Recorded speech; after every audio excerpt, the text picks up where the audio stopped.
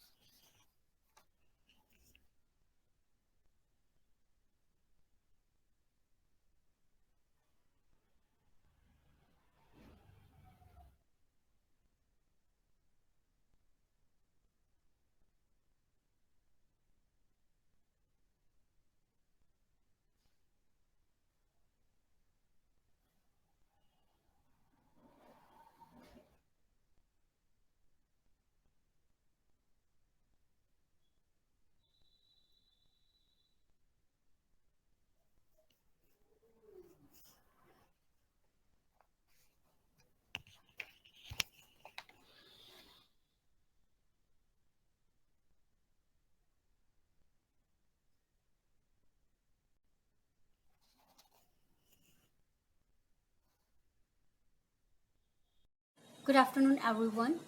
We are going to start the webinar now. I request you all to keep your mic off.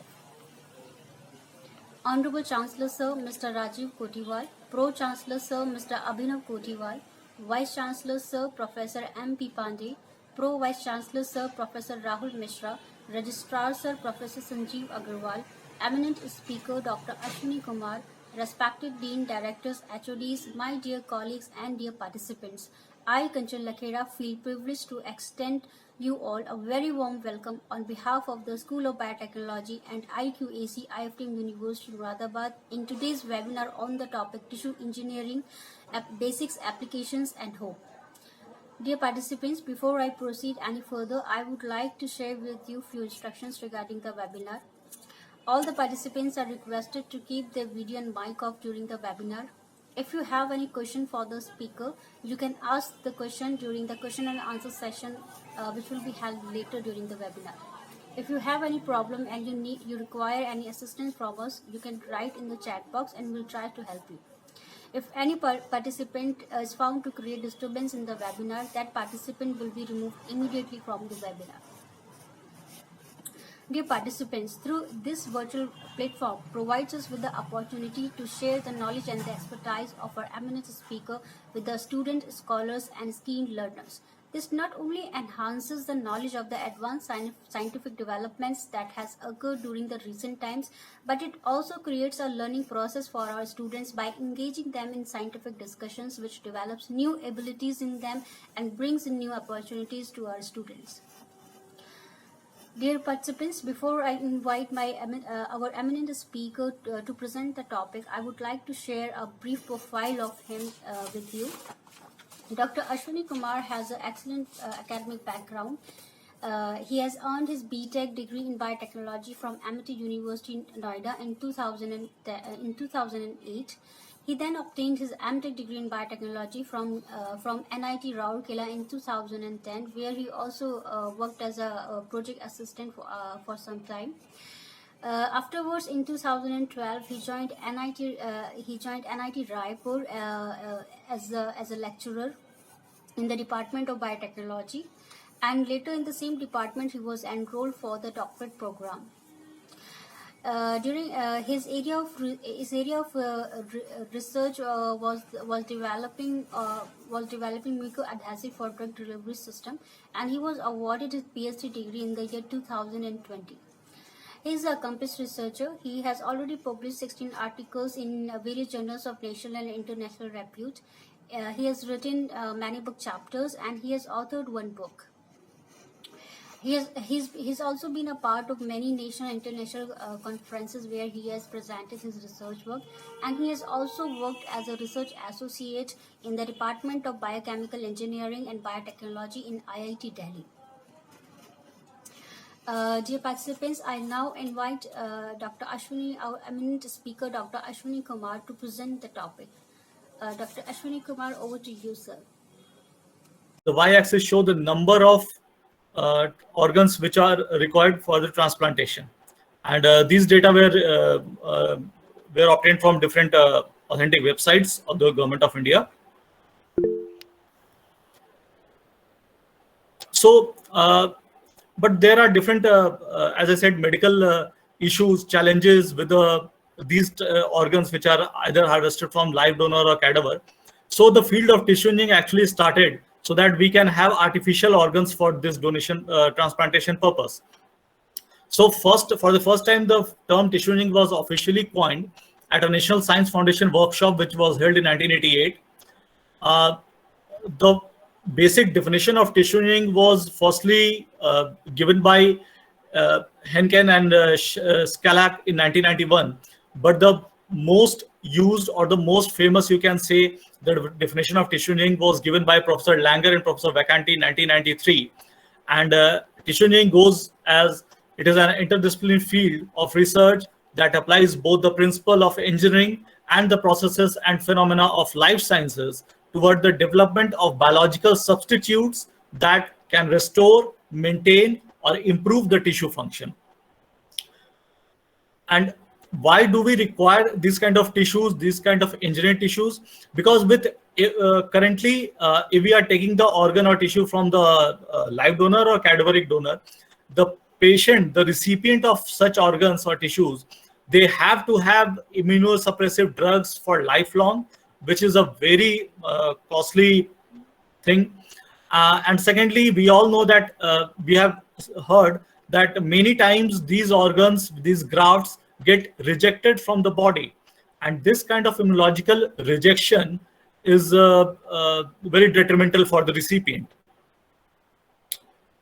So coming back to the basic biology of any tissue, a tissue is composed of parenchyma, which are the functional cells, and the extracellular matrix, which are the support structure of that particular tissue.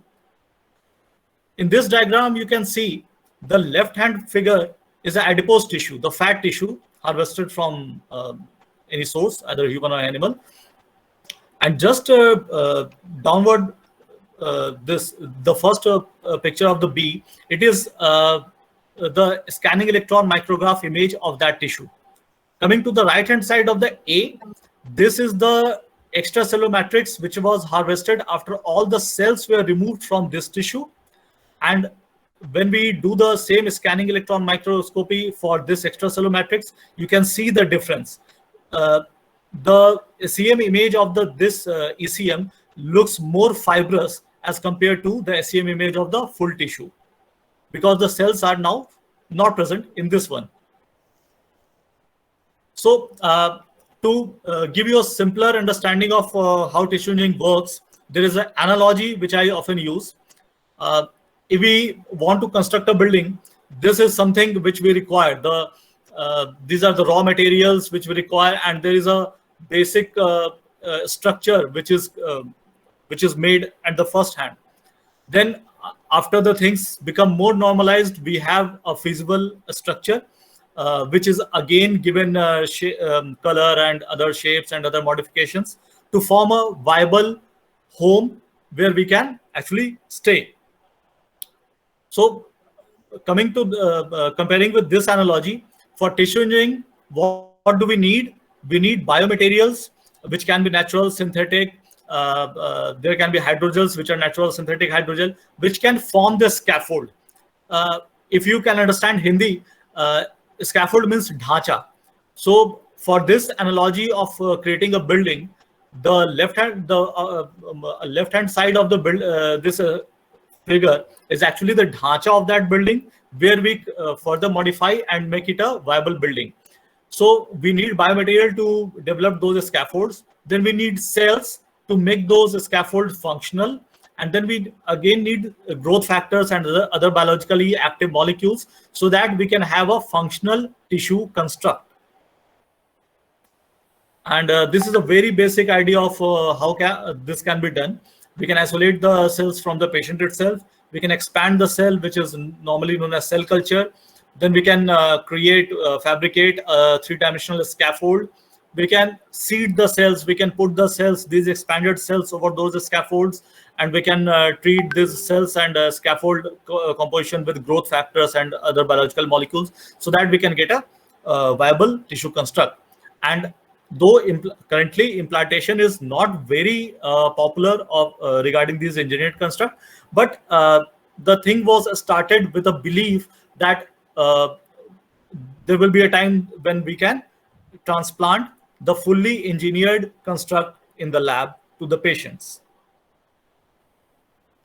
So what are the basic elements of tissue engineering? We need a scaffold, which is the dhacha, and these scaffolds serve the purpose of extracellular matrix, which you have seen in the previous slides. These scaffolds should be biocompatible. That means they should be compatible with the human body or the animal body where we are going to check or transplant the Excuse me, tissue. Ashwani sir. Yes, ma'am. Sir, can you please change your slides? Your slides are not moving. Okay, ma'am. Was it visible till the last slide?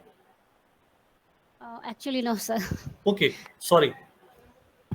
It's completely freeze, I think. Sorry, sir. Just a minute.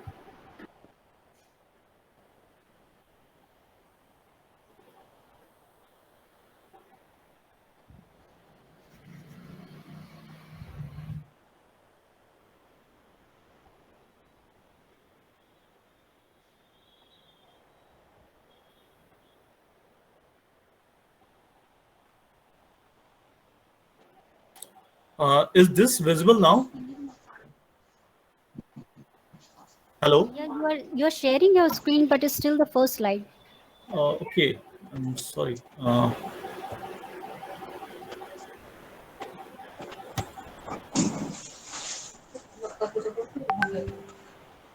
Ma'am, is this visible now?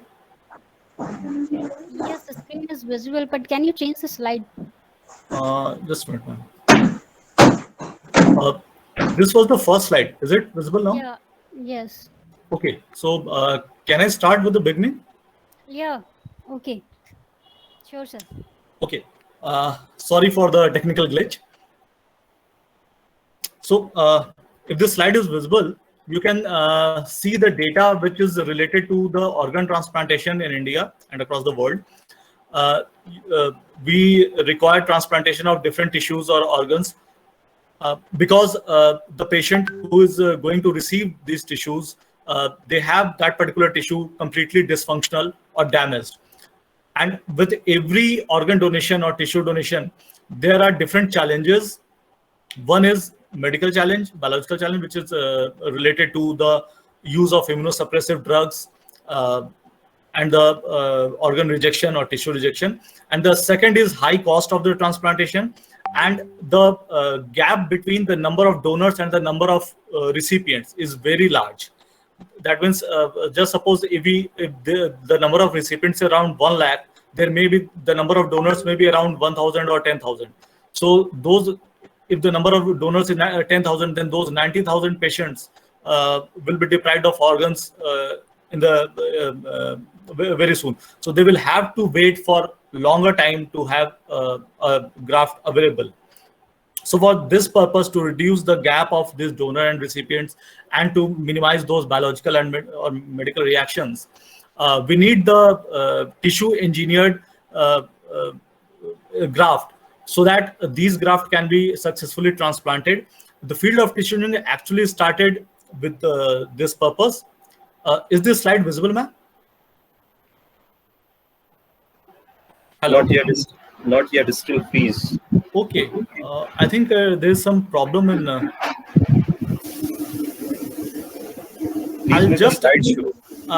Sir, it's in the presentation mode, slideshow mode, but I think there is a problem with that. I'll just stop sharing and share it again. Will it be okay? Yeah. No.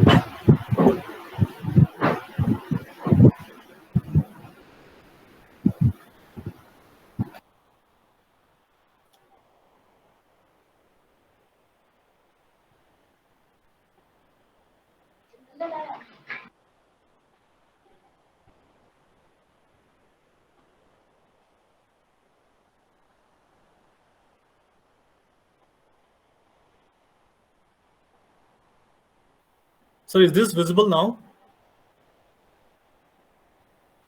Yeah. No. So I think there was some problem in full screen mode. So can I continue with this mode? Yes. Please. Okay. So the field of tissuing was actually started to reduce that gap between the donor and recipients and to minimize those biological reactions. So the very common definition of tissue engineering was given by Professor Langer and Professor Vacanti in 1993. And the field of tissue engineering actually is an amalgamation of engineering principles and life science, biological science, so that we can construct a biological viable substitute that can restore, maintain, or improve the damaged tissue function.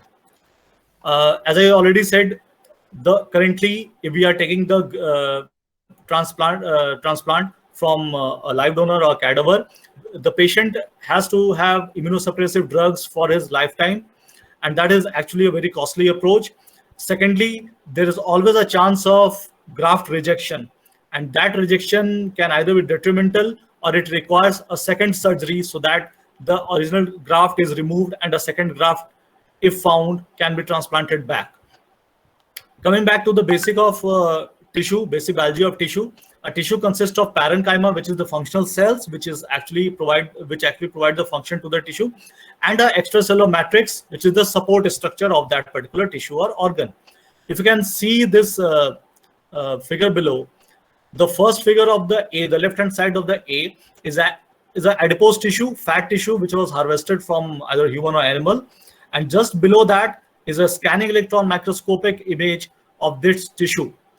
On the right-hand side of picture A, you can see the extracellular matrix, which was obtained when we removed the cells from this adipose tissue.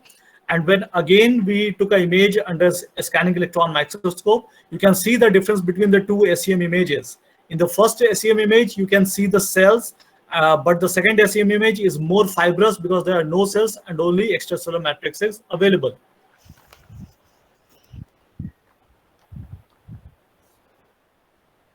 So, as I told, I use this analogy very much. If we have to construct a home, we actually start constructing with a basic structure of the home where we need different raw materials. Then after that, when all the raw materials are used, we get a feasible structure where we can do further modification to get a viable home where we can actually stay. Comparing the similar analogy, we use biomaterials, different natural or synthetic biomaterials, which we fabricate as a scaffold. And these scaffold actually serve the purpose of extracellular matrix. Then we require cells which are to be put over those scaffolds to make the scaffold viable. And these cells actually provide the function. Then we need different biological factors, growth factors, molecules, so that combining all these three stuffs, we can get a functional viable tissue for different purposes. The diagram on the right-hand side is a very simple explanation of what tissue engineering can be. We can have the cells isolated from the patient itself. We do the cell culture, we expand the cells. That means we grow the number of cells. Then we separately fabricate the scaffold with these biomaterials. We put the cells over those scaffolds along with different growth factors and biological molecules so that we can get a viable construct which can be used for different purposes. Here the figure says for implantation. So there are different basic elements of the tissue engineering. One is the scaffold, as I said. These scaffolds serve the purpose of extracellular matrix of the natural tissue. These scaffolds should be biocompatible. That means it should be compatible with the human or the animal system where we are going to suppose transplant the engineered tissue.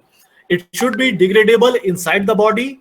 Degradable in the sense that once these engineered tissues are transplanted, suppose I'm taking the example of transplantation, when these are transplanted in the human body, the scaffold should degrade along the same time when there is natural formation of extracellular matrix. So once there is complete formation of natural ECM, the biomaterial based scaffold actually should be degraded. It should not be available at that site, so that after this tenure, we can have a almost natural tissue inside the body.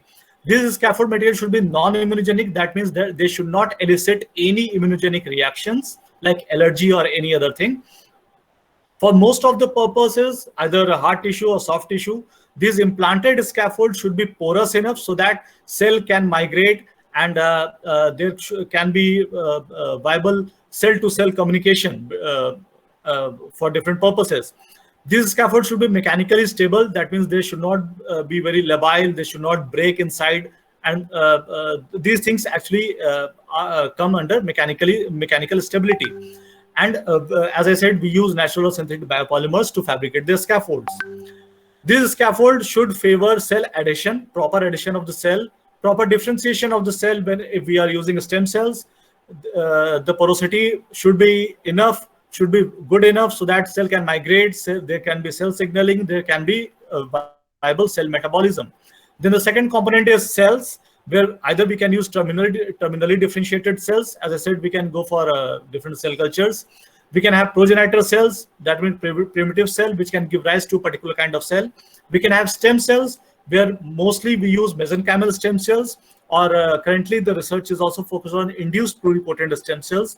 And these cells are preferably autologous. That is, as you can see from the previous slide, these cells should be harvested from the patient himself or herself. That is the preference. Then we should have growth factors or other biologically active molecules, and we can add bioactive elements also as per the requirement. because we know our body has different requirements based on availability of different elements like magnesium, calcium, phosphorus. Everything is actually essential inside the body. So coming back to the first element of this tissue engineering, biomaterials. So any material, surface, or construct that interacts with biological system is basically called biomaterial. A biomaterial can be derived from natural or can be synthesized in the laboratory using and that can be metallic components, that can be polymers, they can be ceramic, they can be composite of polymer and ceramic. So there can be different types of biomaterials required as per the use. So medical devices made of biomaterials are often used to replace or augment a natural function. Examples include heart valves, which we normally transplant if there is a defect in heart valve. You might have heard of hip replacement using metallic hip replacement. And there are materials which are regularly used in dentistry and surgical approaches. A material, natural or synthetic, that can be used for non-interventional or interventional application in humans for medical purpose is other definition which we can use for biomaterials. We have different natural biomaterials such as chitosan, alginate, cellulose, carrageenan. These are all harvested from natural sources.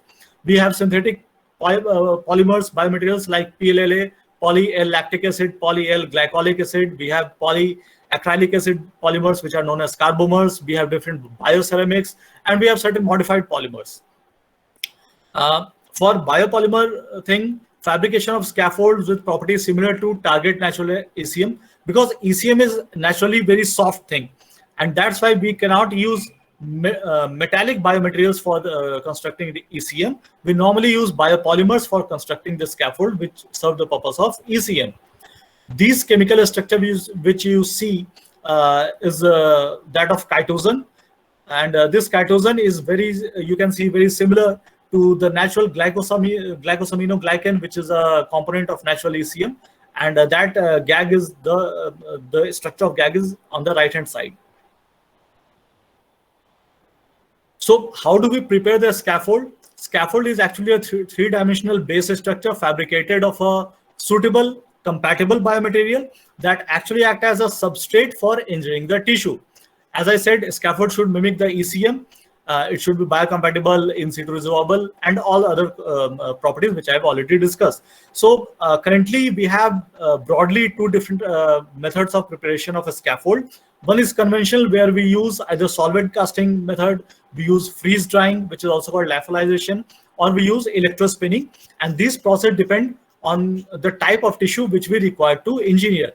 Then very recently we have 3D printing or 3D bioprinting, where we have different aspects of 3D printing such as FDM, fused deposition modeling, stereolithography, selective laser sintering, and the latest one is called fresh bioprinting. I'll cover this in coming slides. So basically, the left-hand side of this image, this indicates the conventional mode of fabrication of scaffold. The upper one is solvent casting method, the middle one is electrospinning, and the lower one is freeze drying or lyophilization. Coming to the right side of the screen, we have a 3D printing approach for fabrication of scaffolds. Then coming to the second component of tissue engineering, these are cells, stem cells, or the terminally differentiated cells. So as you know, stem cells are basic undifferentiated cells which are characterized by two basic properties, which are self-renewal. That means they can give rise to daughter cells which are exactly similar to the parent cell. And the second characteristic is differentiation. That means these stem cells can be differentiated to other functional cells. A second classification of stem cell is based on the potency, such as totipotent cells, pluripotent cells, multipotent, oligopotent, or unipotent. Zygote is the only totipotent cell. Apart from zygote, we have pluripotent cells. These stem cells cannot form the placenta.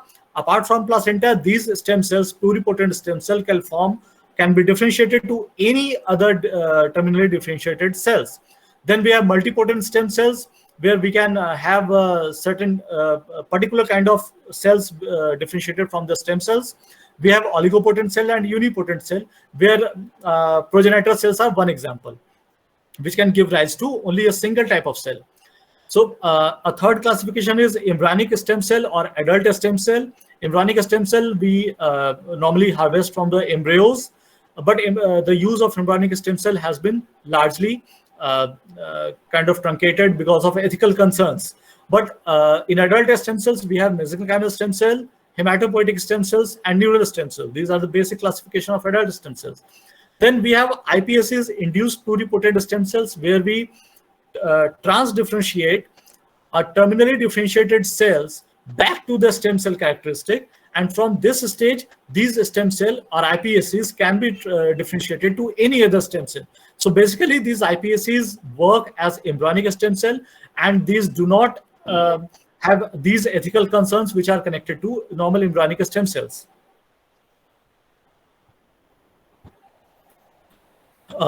What are different sources of stem cell? You can see, as I said, there can be neural stem cell. We can have skin stem cells from epidermis. We can have cardiac stem cells. We can have a stem cell in liver. We have a stem cell in adipose tissue, bone marrow, skeletal system.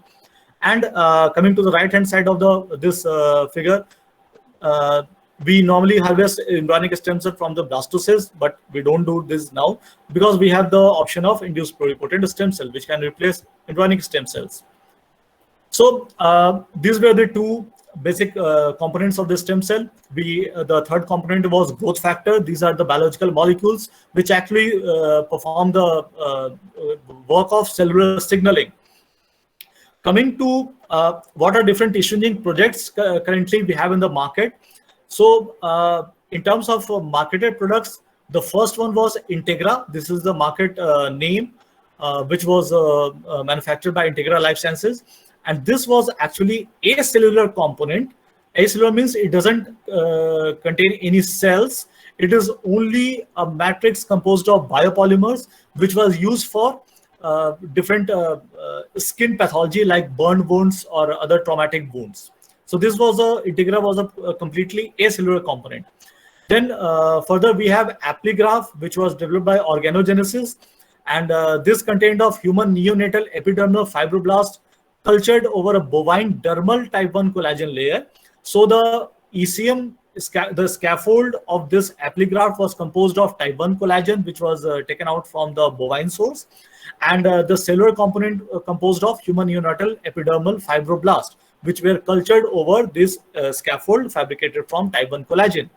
Over the fibroblast layer, we again seeded human neonatal keratinocytes so that we can have 3-layer graft. One consists of type 1 collagen. Over that, we have epidermal fibroblast. Over that, we have neonatal keratinocytes. This 3-layer graft is the first FDA-approved tissue-engineering product for diabetic foot ulcers kind of thing. It was normally not used for burn cases.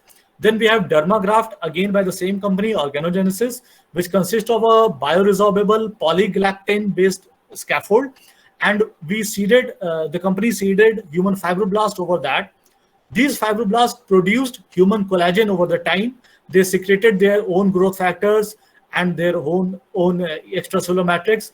And once these natural ECM are secreted, the polygalactane scaffold is resolved or is completely dissolved once applied.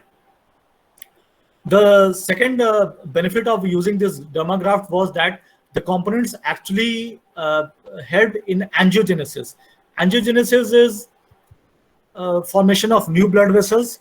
For any organ or tissue to survive, we have to have blood supply over that so that there can be continuous supply of nutrients. So if any engineered tissue or organ, if that is transplanted inside a human or animal, and if there is no proper blood supply, over the time, the graft will undergo necrosis and it will be completely wasted. So we have to have proper angiogenesis, either induced through the engineering process, or there should be some natural angiogenesis as induced by the component present inside those engineered graft. So, but what were the actual challenges with the conventional tissue engineering approaches? Because of this technical glitch, I cannot show in the presentation mode, so you can see all the picture at a time. Suppose we have any bone defect. either developmental bone defect or because of any trauma or because of any surgery. In the topmost figure on the right hand side, the blue one, you can see different type of fractures in the bone. But if you just think, every individual who is suffering a fracture, he or she will not have the same fracture, the same dimension of the fracture, even if the fracture is present in the same bone, because there can be, every time the fracture will have different reason. So the dimension of fracture cannot be same for two different patients. Coming to this left hand side black image, where we can see the lower jaw or mandible, the defect is shown in a particular dimension, and again the same reason. Two patients which have a defect in lower jaw or mandible cannot have the same dimensional defect. The dimension of the defect will always be different in two patients. You can, all the images in this slide, you can see the main problem with the conventional tissue engineering was, one of the main problem was the issue of dimension. If we are bringing into market some graft, engineered graft using the conventional tissue engineering method, same graft will be very difficult to use in two different patients where the dimension of the trauma is very different. And for this purpose, what I discussed earlier, we have what we call 3D printing or 3D bioprinting. Though 3D printing was actually started for a different purpose, it was not for this biological purpose, but gradually as the research evolved, the field of the biological science actually got hold of this 3D printing for its own purpose, for tissue engineering purpose, so that we can have three-dimensional graft available with accurate dimensions. And these kind of 3D printed graft can be personalized. That means they can be synthesized, they can be fabricated exactly as per the dimension of the defect present in that particular patient. So now coming to the 3D printing or 3D bioprinting. So as I've already discussed, this 3D bioprinting can minimize the drawbacks of conventional method. Computer assisted, this 3D printing is actually computer assisted laser by layer printing of biopolymers or composite of biopolymers and bioceramic, or cell laden structure. That means the thing which we are actually printing that consists of biopolymers and the cell encapsulated inside that. I hope we all use printers at home connected to the computer. So the thing which we require to print, any file which we require to print, what is actually coming out of the printer is the ink or the cartridge which consists of the ink. So in case of 3D bioprinting, those conventional ink, just for the sake of understanding, those inks can be replaced by this biopolymer which is composed of, which encapsulate the required cells for that particular tissue. And this combination of biopolymer and cell is known as bioink. Ink replaced by bioink, which consists of biopolymer, cells, and the other biological molecules. So the steps which we require for conducting this 3D bioprinting actually starts with medical imaging, the CT scan of that particular defect, of that particular trauma. These CT images, which are DICOM images, are converted to particular STL files. These are extension. STL is extension, like DOC is the extension of Microsoft Word. So these STL files are actually the files which are read by these 3D printers. These STL files are then we have a CAD designing, computer assisted designing of that particular scaffold which we require at that particular site, AutoCAD or CAD. Then after designing that particular construct using CAD, we do further modification which is known as slicing and generation of G code followed by slicing, and then we shift this whole process to the printer. Like we set the command so that the printer can actually print these constructs. One of the best advantage of 3D bioprinting is dimensional accuracy, which I've already discussed. But one issue is cross-linking. Why cross-linking? Because cross-linking actually provides mechanical stability to these scaffold, which are actually designed using this printing. And we have different cross-linkers, chemical cross-linker and physical cross-linker. And these cross-linker depends on which polymers and which kind of bioinks we are using. So basically, any kind of these tissue engineered constructs, either through conventional mode or through 3D bioprinting, can be used for drug testing, cosmetic testing, toxicological assays, and prospective transplantation, because the field of tissue engineering is started with the aim so that we can transplant tissues or organs in near future. So starting with different bioprinting methods, currently we have broadly 4 different types of bioprinting methods. One is called extrusion-based printer. On the right-hand side of the image, you can see the first image is of extrusion-based printer. Extrusion means, again, I'm using an analogy for making it simple to understand. If you have seen how to prepare jalebi, the batter which is coming out of the cloth inside the heated oil, that process of extruding the batter to prepare a functional jalebi is called extrusion. Extrusion means any fluid coming out of any space, whole kind of space, so that a particular structure can be provided. So jalebi is a very basic example of extrusion. Then the second type of bioprinting is inkjet or drop-on-demand printing. Then third type of bioprinting is laser-assisted bioprinting, and then we have lithography-based bioprinting. You can see on the right-hand side, the first one, as I said, is extrusion printing. The B image is actually inkjet printing, which is very similar to what we use for a normal printing using our laptop and the conventional printer. Then we have the C image is laser-assisted bioprinting, where a laser source is used for bioprinting the construct. And then we have lithography-based method. If you can remember the previous slide, the thing which was called SLS and SLA, they used actually lithography-based printing.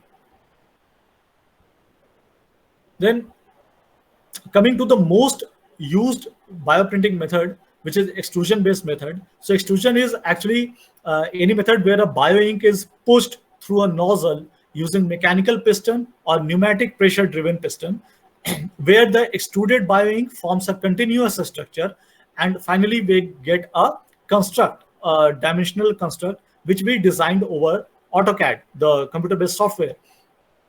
These bioinks have a high viscosity, which can be extruded easily with these extrusion bioprinter. This type of bioprinting approach can give us a continuous printing.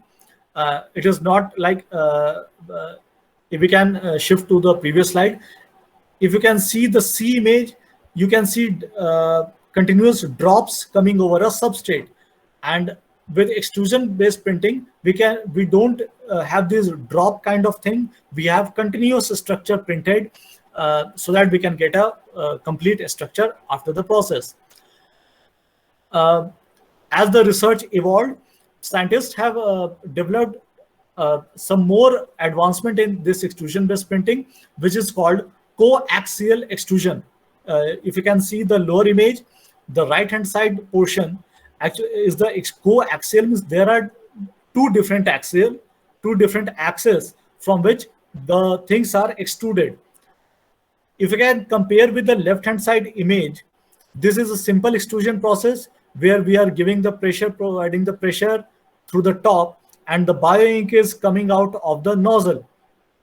In the right-hand side image, the bioink is obviously coming out of the nozzle, but the middle axis contains something, some extra component, which is simultaneously coming with the bioink, and the whole structure, you can see it's a kind of combined structure, two-layered structure. And this kind of coaxial printing is actually being investigated primarily for constructing engineered tissues which have blood vessels inside them, right through the printing process. Because as I said, angiogenesis is very necessary. The supply of blood is very necessary to any of the organs. either we are taking the organ conventionally from the live donor or cadaver, or we are transplanting any engineered organ. Blood supply is very necessary for continuous nutrient supply. But again, with every research, we have limitation with extrusion bioprinting. Like printing a viable construct and a functional construct are philosophically different things. Like we can have a viable construct where we can have a biomaterial based scaffold and the functional cells, but these kind of construct, again taking an example of transplantation, these construct may not be good enough to transplant uh, into any patient.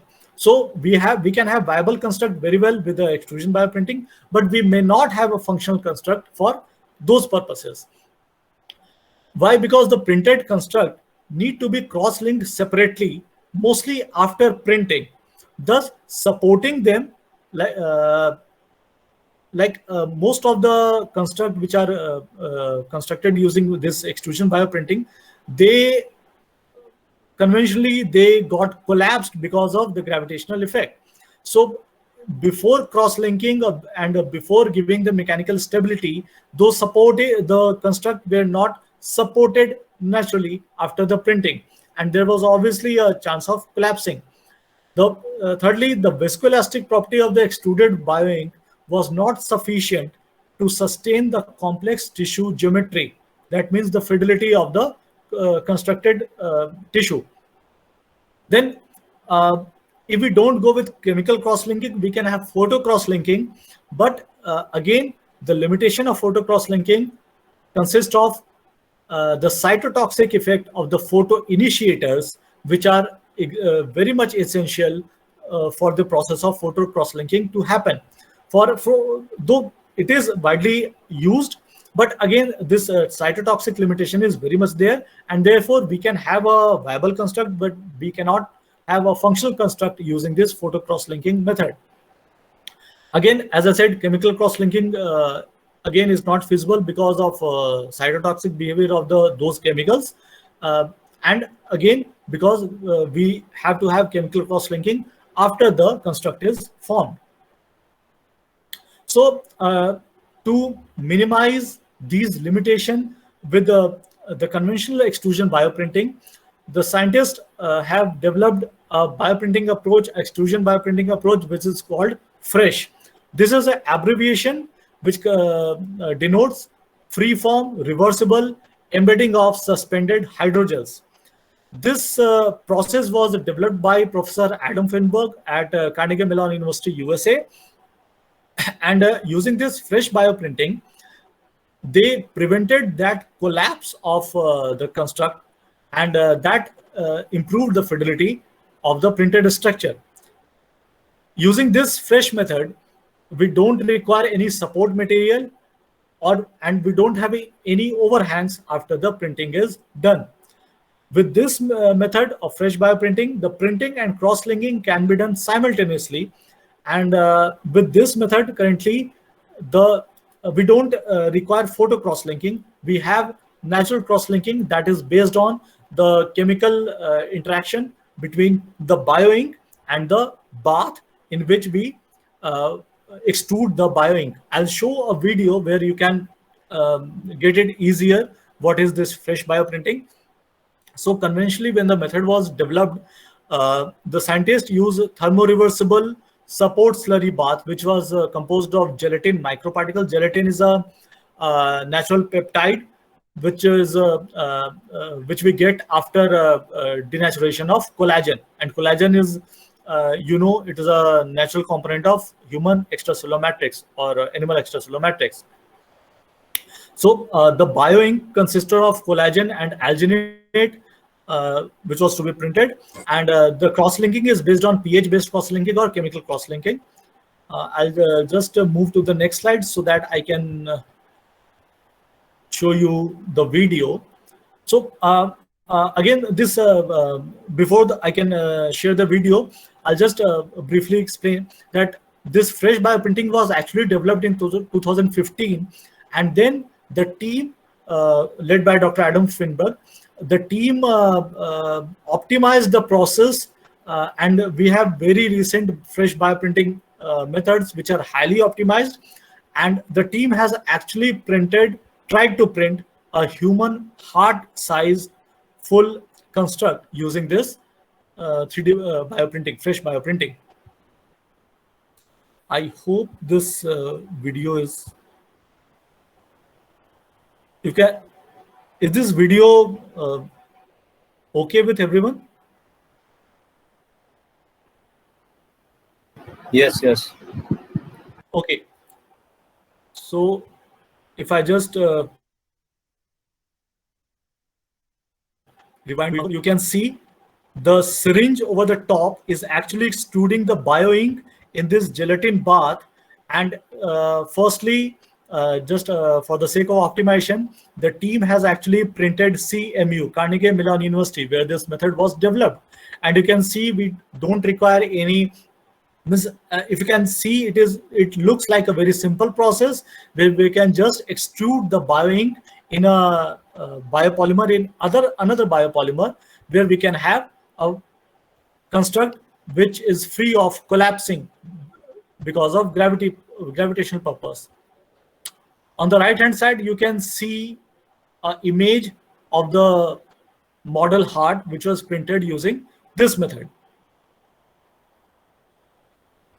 So now when we have tried to discuss different bioprinting method, we can compare these bioprinting methods where we have inkjet bioprinting, extrusion bioprinting, laser assisted bioprinting, and lithography based bioprinting.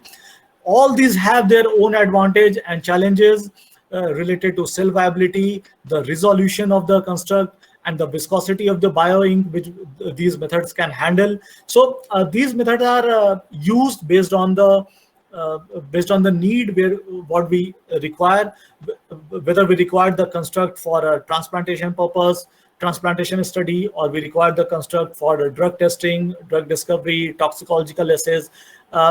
These different bioprinting methods can be used based on our need. So again, moving to this, there's one further modification of this tissue engineering, where apart from using the natural or synthetic biopolymers to fabricate the scaffold, what we use, if you can remember the very initial slide, I think that was the second slide, where we removed the cells from the adipose tissue, and what was left was the extracellular matrix.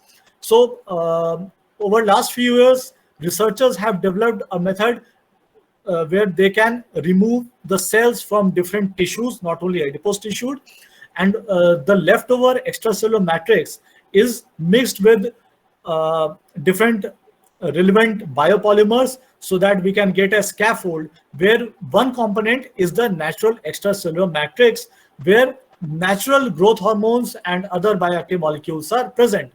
So again, reversing that previous analogy of the building, if we have building, if we have any method where we can remove the paints and other materials from the building, we can go back to a stage where we have a construct where we have that particular dhacha, and further we can have we can remove materials from this stage, so that we can have more simplified structure, so that once we have this stage of building, we can further modify it. Suppose we don't like this orange color in this building, orange and gray color. If we somehow go to this stage, the right hand side stage, we can change the color, we can change the material, and we can give the building a new look. So that we can do with extracellular matrix. In the images on the lower side of the slide, you can see the left hand side image consists of a heart. When we remove the cells, the cardiomyocytes, what is remained is the white color extracellular matrix of the heart.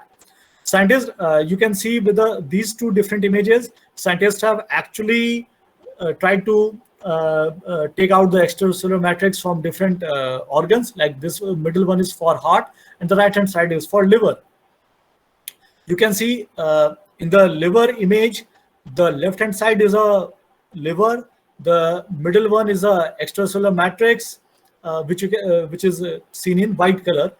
The lower image is the stained micrograph of the tissues, where you can see when we can remove the cells, we only have the extracellular matrix. The pink color, which was this staining is actually uses a stain combination called eosin and hematoxylin, which is a very common method of staining, immunostaining, histopathological staining. So with the ECM, we don't see that pink color. That is one of the basic indication that the cells are removed. Coming further to this method of taking out the extracellular matrix, you can see we have different modes, we have different methods by which we can actually see whether we have successfully removed the cells, and what we are remained with is actually the extracellular matrix, which can be further modified for tissue engineering purpose. We have different methods where we can check the concentration of collagen and GAGs and DNA.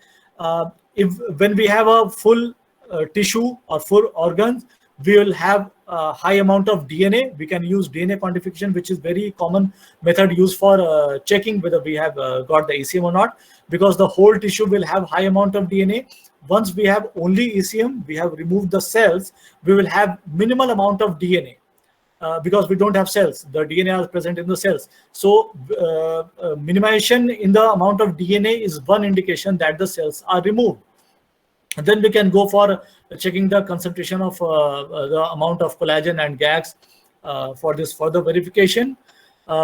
Scientists have actually used different organs for getting their particular ECM, so that the construct can be prepared for that particular organs or tissue.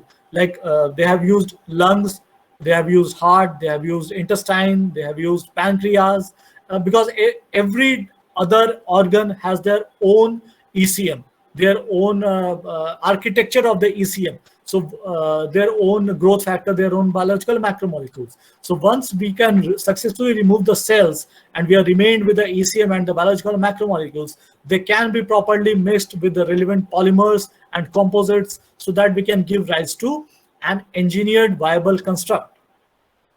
So these were some basic science behind 3D bioprinting and tissue engineering.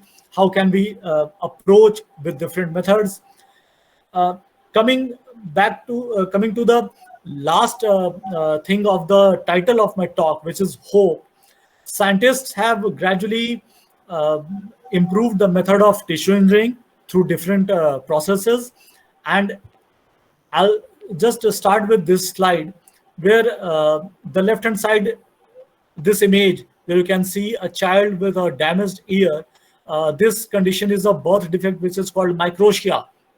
This research was done in China, where scientists have actually prepared the 3D printed ear using the collagen, and since this microtia was present in only 1 year, we can have the child had the another ear perfectly all right. So they used the architecture of that functional ear to construct a very similar, a copy of that ear that can be transplanted to this microtia site. And you can see the image gradually.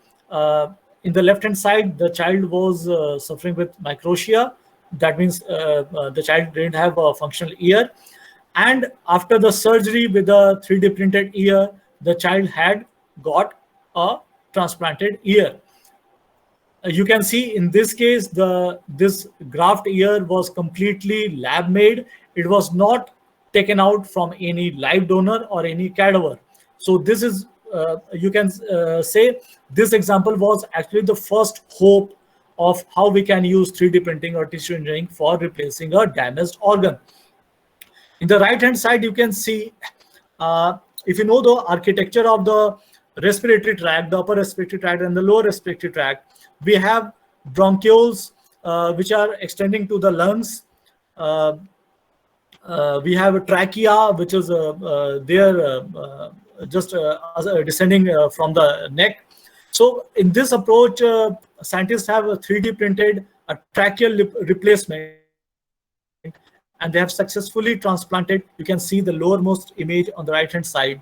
This was a surgical image taken from this research, and this was published in 2015. This is how beautifully 3D printing can be used so that accurate dimension can be obtained for that particular transplantation purpose. In another example, this is very recent. Scientists at Harvard University, they have 3D printed a construct which was used to replace the perforation, the hole inside the tympanic membrane.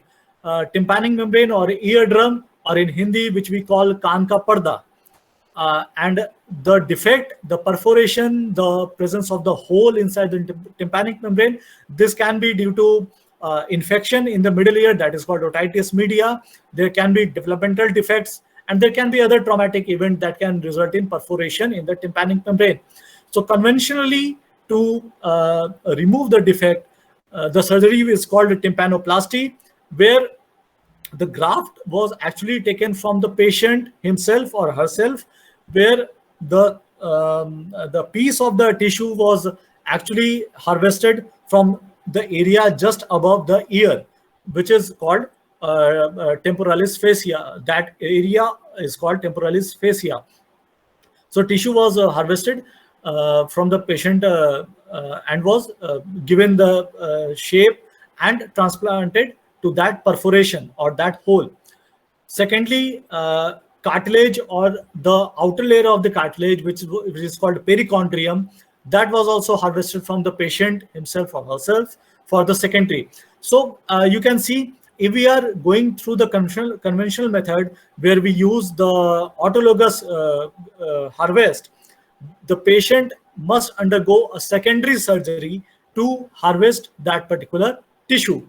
So this is a problematic approach for the patient, because one surgery is there naturally for repairing the perforation in the tympanic membrane, and for that replacement, the patient has to undergo a second surgery so that we can have the grafted tissue. So the surgery is obviously a problem physically and financially. So again, scientists at Harvard, they use the approach of 3D printing to graft a synthetic construct which can easily be put inside that perforation, and this construct is named phonograft. Scientists there used three polymers, composition of three polymers, where one polymer was PDMS, polydimethylsiloxane, which is commonly known as silicone. Then there was polylactic acid and polycaprolactone, and the polymer there was a blend of these three polymers. They published their study in 2016, and this particular image, the cropped image of the research paper, which you can see, this was an in vitro testing. In the right hand side, you can see the basic image where you can see how the perforation is actually repaired using this phonograph. And the link which is in the slide, in the lowermost portion of the slide, is from that particular institute, the Swiss Harvard Institute, and the scientists currently have their in vivo result also, where they have tested this phonograph in an animal model, and they have claimed the result is successful. That means the animal regained the ability to hear. So apart from this thing called transplantation, another aspect where these constructed tissues can be used is drug testing. You all know the drug discovery approach is actually a very lengthy approach, where we start with synthesizing a drug molecule, checking its in vitro characteristic using in vitro models. That means in the lab. Then we further advance into in vivo model, which is called animal studies. Then once we are done with the in vitro and in vivo studies, and we are almost sure that we have got a significant positive result using in vitro and in vivo models, then we proceed for what is called human trials or clinical trials. So on an average, the whole drug discovery process takes around 10 to 15 years of time conventionally. But over the last few years, there have been issues with, obviously, if we are using animals for this kind of drug testing, uh, most of the time we need to sacrifice the animals.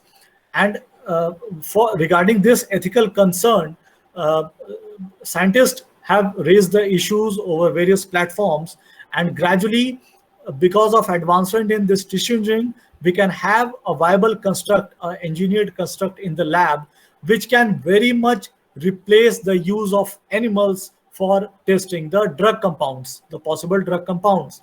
So stages where where we require the animals to test our drug, we can replace the animals and we can use these engineered construct, so that we can check the effect of the drug to that particular tissue. Secondly, I've not shown in this image, like if we are putting the drug in any animal or human, the drug is transported to all the tissues and organs through the blood. But if we are using a single organ constructed inside the lab, we cannot have that effect where the drug can go to all the organs and show its effect, and we cannot see what effect our drug molecule is showing to different organs.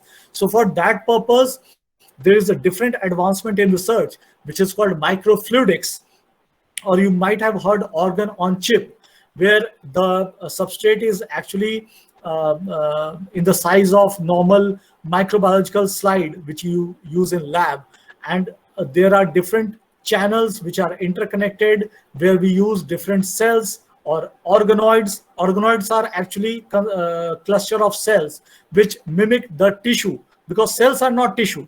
Tissue is a order higher than the cells. So using the approach of microfluidics, we can simulate, we can mimic the interconnected organs, interconnected tissue for our drug testing purpose. Because if we go with the conventional cell culture approach to test any molecule, the cell culture is actually a two-dimensional, it shows a two-dimensional behavior. But we are a three-dimensional object, the human or animal, we are a three-dimensional construct. So that effect, which is actually seen, which is naturally present in a three-dimensional organ, it cannot be mimicked in a two-dimensional cell culture approach. And for that reason, we either go for organoid technology, where these organoids, this three-dimensional tissue mimicking construct, can be prepared using this tissue engineering approach. So I think this is my last slide.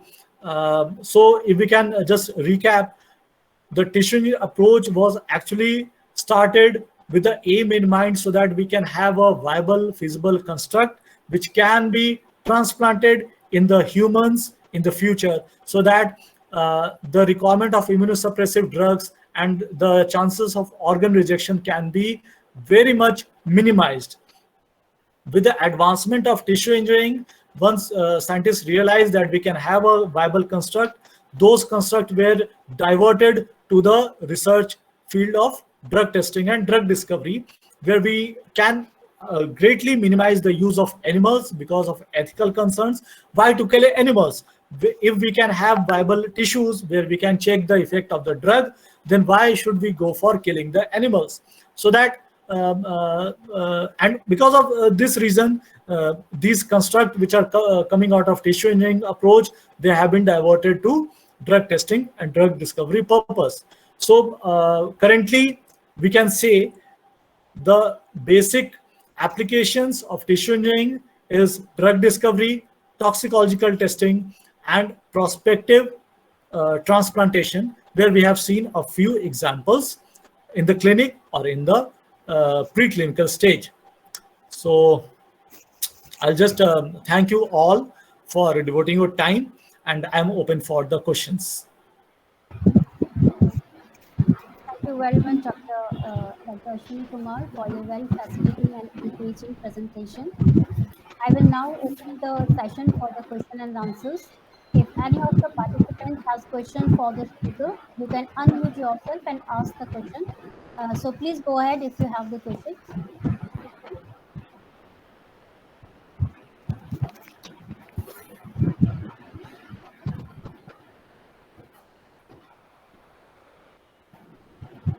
I'm sorry for the technical glitch which was present earlier, because of that I could not show my slides in the presentation mode. So I'm sorry for that. Yeah, please, any questions?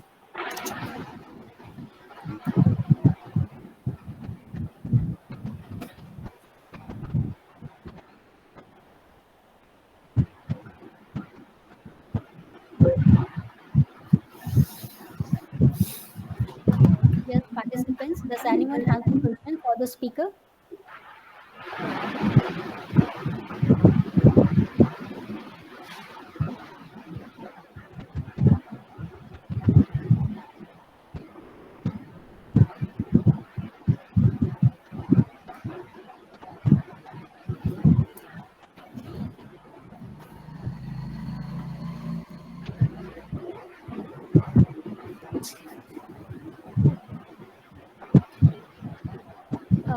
Excuse me, sir. I think there is a question written in the chat box. Can you read the chat box, sir? Yes, ma'am, sure.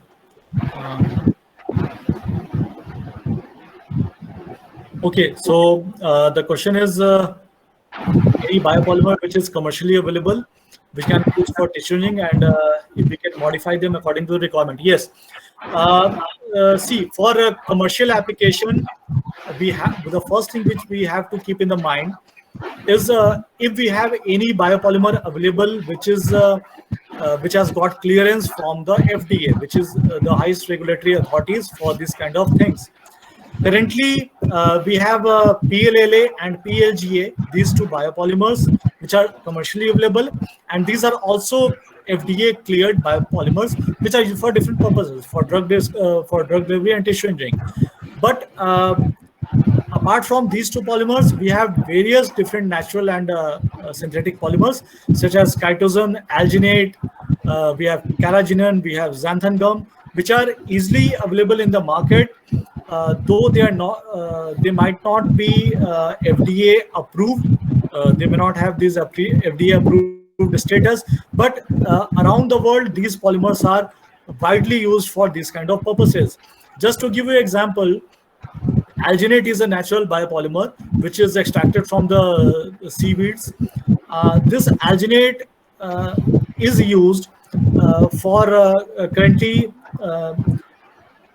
There is a phase 3 trial going on where we have islets, the pancreatic islets encapsulated in the alginate capsule, and they are transplanted inside the humans which are suffering from type 1 diabetes. As you know, in type 1 diabetes, the beta cells are completely lost because of autoimmune reactions, and the patient requires exogenous insulin for maintaining the blood glucose level. So for this purpose, the concept of artificial pancreas came out, and the scientists have actually formulated a structure where alginate is used as an encapsulating medium, and the beta cells were encapsulated in this alginate capsules and are placed inside the human body, where the beta cells can release insulin as per the glucose requirement, the surge in glucose. And currently the construct is in phase 3 trial. Hopefully we can have this whole viable construct very soon in the market. Okay, the second question is, any negative effect of artificial skin graft? Definitely we can have. These are challenges which are associated with this kind of construct, and mostly any kind of reaction, negative reaction, which is associated because of the scaffold material. So we have to be very particular in choosing the scaffold material, the polymer or the composite, for depending on the tissue where we require this graft to be transplanted. There are requirements, like skin is a very soft tissue. We cannot use any polymer which after construction give a kind of hard architecture. If we use those kind of polymers which are mechanically hard, which are mechanically not simulated to the skin, they will definitely give rise to immunological reactions. So there are different aspects which we need to have in mind before starting construction or before choosing the polymers. for scaffold preparation.